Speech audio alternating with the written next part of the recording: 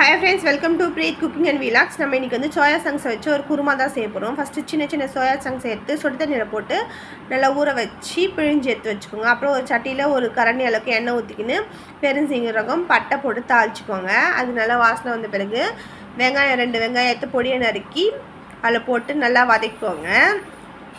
வெங்காயம் நல்லா வதங்கணும். அதுக்கப்புறம் 2 பச்சை மிளகாய் போட்டுக்கோங்க. கறிவேப்பிலை ஒரு கொத்து போட்டு நல்லா வதக்கி விடுங்க. வெங்காயம் நல்லா ப்ரௌன் கலரில் வதங்கணும். அப்போ தான் டேஸ்ட் நல்லா வரும். எப்போவுமே எல்லா டிஷ்ஷுக்குமே வெங்காயம் நல்லா வதங்கினா டேஸ்ட் நல்லா வரும். அதுக்கப்புறம் 2-3 தக்காளி வந்து பொடியை நறுக்கி அதில் போட்டுக்கோங்க. வெங்காயம் வதங்கிட்ட பிறகு தக்காளியும் நல்லா வதக்கிக்கோங்க. தக்காளி நல்லா வதங்கணும். அதுக்கு இந்த மாதிரி கலரி விட்டுனே இருங்க. அதுக்கப்புறம் வந்து இதுக்கு தேவையான அளவு உப்பு, கல் உப்பு தான் நாங்கள் எப்போவுமே போடுவோம். அது வந்து ஒரு கைப்பிடி இந்த மாதிரி போட்டுக்கிட்டோங்க. அதுக்கப்புறம் இஞ்சி பூண்டு பேஸ்ட் வந்து 1 ஸ்பூன் அளவுக்கு போட்டுக்கோங்க. இஞ்சி பூண்டு பேஸ்ட்டோடைய பச்சை வாசனை போகணும்.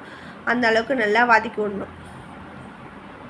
அந்த மாதிரி வதங்கிட்ட பிறகு குழம்பு மிளகாய் தூள் வந்து ஒரு 2 ஸ்பூன் அளவுக்கு நாங்கள் போட்டுக்கிறோம். எப்போவுமே நாங்கள் குழம்பு மிளகாய் தூள் தான் யூஸ் பண்ணுவோம்.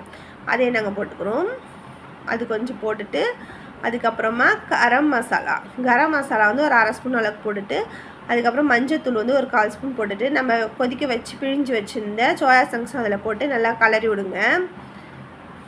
அது மசாலாலாம் அதில் ஊறிடும். நல்லா கலக்கி விட்டிங்கன்னா அதுக்கப்புறம் தேங்காய் அரைச்சி ஊற்ற போகிறோம்.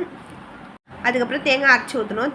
வெறும் தேங்காவை வந்து அரைச்சிக்கின்னு நைஸாக அரைச்சிக்கணும். நல்லா நைஸாக அரைச்சி அதில் ஊற்றி அதை நல்லா கலக்கி விட்டு கொஞ்சமாக தண்ணி ஊற்றிக்கோங்க. தேங்காய் அரைச்சி அதில் கொஞ்சம் தண்ணி ஊற்றுவோம். அப்புறமா வந்து 1 கப் அளவுக்கு தண்ணி ஊற்றி நல்லா கொதிக்க விடுங்க.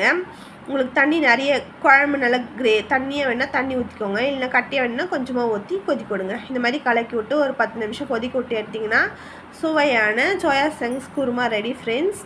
இந்த சோயா சங்க்ஸ் வந்து சப்பாத்திக்கு, பூரிக்கு, தோசை, இட்லி எதுக்குன்னா தொட்டு சாப்பிட்லாம். செம்ம டேஸ்ட்டாக இருக்கும். நீங்களும் ட்ரை பண்ணி பாருங்கள். எப்படி இருக்குன்னு கமெண்ட் பண்ணுங்கள் ட்ரை பண்ணி பார்த்துட்டு. அப்புறம் இந்த வீடியோ பிடிச்சிருந்தா லைக் பண்ணுங்கள். சப்ஸ்கிரைப் பண்ண மறந்துடாதீங்க. அப்படியே பெல் பட்டனையும் அமுத்திக்கோங்க. Bye friends.